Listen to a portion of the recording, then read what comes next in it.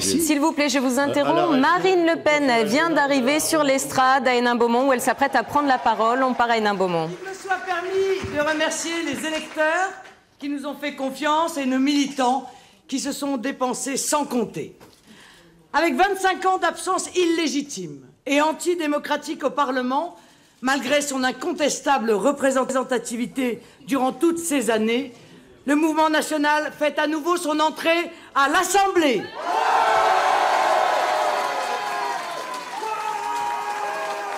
Et c'est un énorme succès.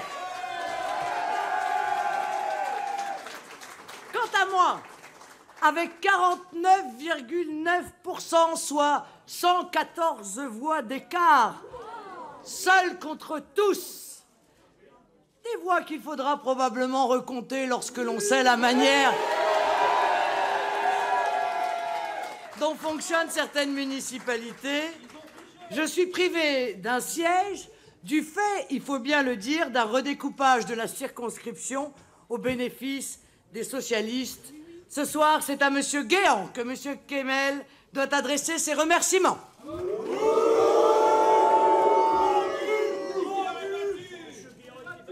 Chacun reconnaîtra l'injustice qu'il y a lorsqu'avec près de 20% des voix, le mouvement national n'aura que 2 ou 3 députés.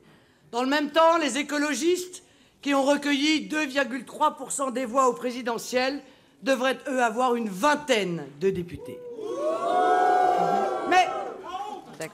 Mais au-delà de mon cas personnel, nous n'avons que des raisons de nous réjouir d'avoir atteint dans des dizaines de circonscriptions lors de ce second tour des scores spectaculaires, démontrant que les consignes des appareils n'ont été que très peu suivies et qu'une recomposition de la vie politique est en marche.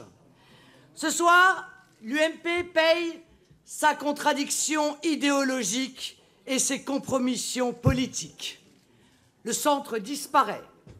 C'est dans ce paysage nouveau que nous entendons réunir autour de nous une grande force d'alternative au socialisme. J'appelle tous les Français à prendre contact avec nous pour entreprendre la reconquête. Les futures élections seront fondamentales. Nous vous y donnons rendez-vous pour que vive la République et pour que vive la France. On ne peut pas être déçu quand on fait 49,9 seul contre tous. PS, UMP, Modem, Verts, extrême gauche, etc. etc. Mais c'est vrai que ces 114 voix d'écart m'apparaissent vraiment très très faibles, 49,9%.